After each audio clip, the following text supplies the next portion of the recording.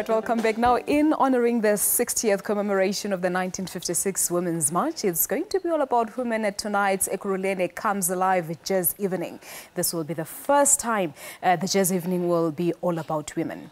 The concert lineup consists of young women who are taking the charge from the previous generation, of course. But to tell us more about the event, we joined in our studios in Johannesburg by Khanyisa Banu, who is the comedian participating in the event.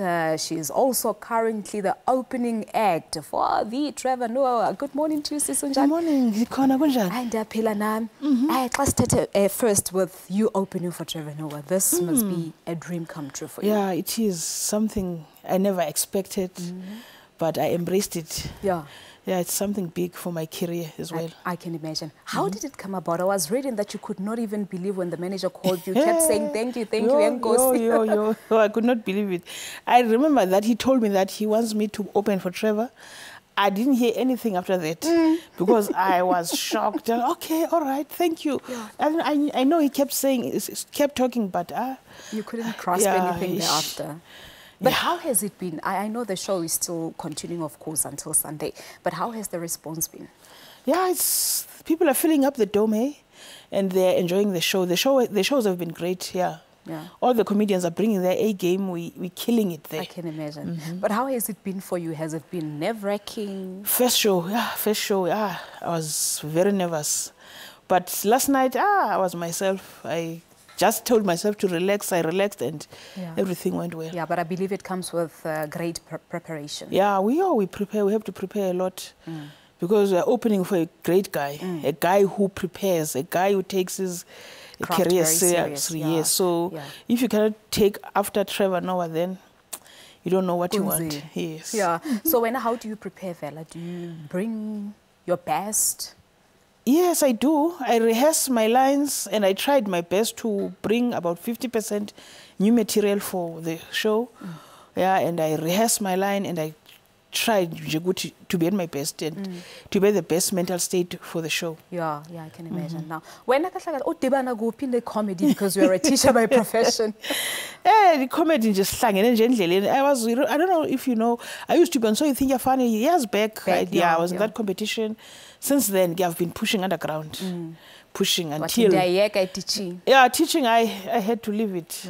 Yeah. But how has the journey been? You were telling me off record that, off air, that it's such a difficult journey to make it in this industry. Yeah, it is very difficult. You have to be persistent. Let me just say, you have to be persistent because you shouldn't expect people to do favors for you. You should know that I'm here to push myself. Yeah, to work hard. Yeah, because if you expect favors, you'll be very disappointed. Yeah.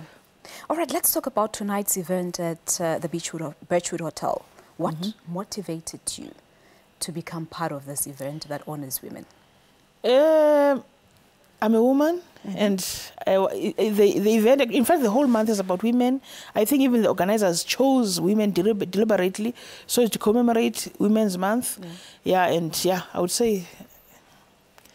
But what's your personal view? Do you think we should be commemorating this month, or should we be celebrating? If we take a look of things that are happening to women in South Africa, what do you think we should be doing? No, I think we should keep on commemorating this month. I think it's our opportunity. It's that opportunity that comes and that we need to use this to our advantage. Get out there, showcase whatever you have, motivate another woman. Let's just be women and let's just love each other. Not just during this month, throughout our lives. But I think this is always a constant reminder. Whenever it's August, we all have to remind ourselves that we as women, we need to uplift each other. Yeah. And I believe with the number of women that are being killed, yes, as well as to educate men as well, that they should need to respect us as their partners, as their sisters, as their wives. Are you perhaps looking into, putting that into the messages when you deliver your shows? Yes, I always have to throw here and there something about women. Yeah. Now, tonight's show, what can our viewers expect? I expect to see some more growth in my comedy because I've been working very hard, especially for this Trevor Noah show. So I expect growth. I've pushed myself to grow and do things better. So expect me to come hard on people tonight. But then, for someone who's never seen Khanyisa performing, how would you describe your comedy? Because we're seeing a lot of swearing these days. Is yours clean? No, trust me, I do clean comedy. I make sure that I do clean comedy because I don't know where I'm going to be performing next. Sometimes you get corporates who don't want people who are swearing. So I just want to make sure that my comedy fits everywhere. Whether it's at church, call me, I'll be there. Whether it's for preschool kids, whether it's, everywhere I fit. And I think because I've always idolized Trevor Noah, I've always tried to do a comedy that is very similar to what he's doing, not necessarily to copy him, but to emulate whatever he's doing. I think he's got a winning formula for success, so there's no way that I cannot try and copy what he's doing, follow him, and yes. But it looks like it's the in thing. Yeah, it is, and you sometimes feel under pressure when you see people, audience sometimes they are falling for this and they appreciate this swearing. Sometimes you think, oh, maybe I should start doing this swearing as well. But I've always told myself no. But so far, it works for you. Yeah, it works for me. It does. All right. So who else are you going to be sharing the stage with tonight at Birchwood? We've got another female comedian, Nuku Muswete. We also have Amanda Black and 2 supporting jazz musicians. One of them is Palisa and is it Amen K? Yeah, Amen K. All right. So how do people get information regarding the event?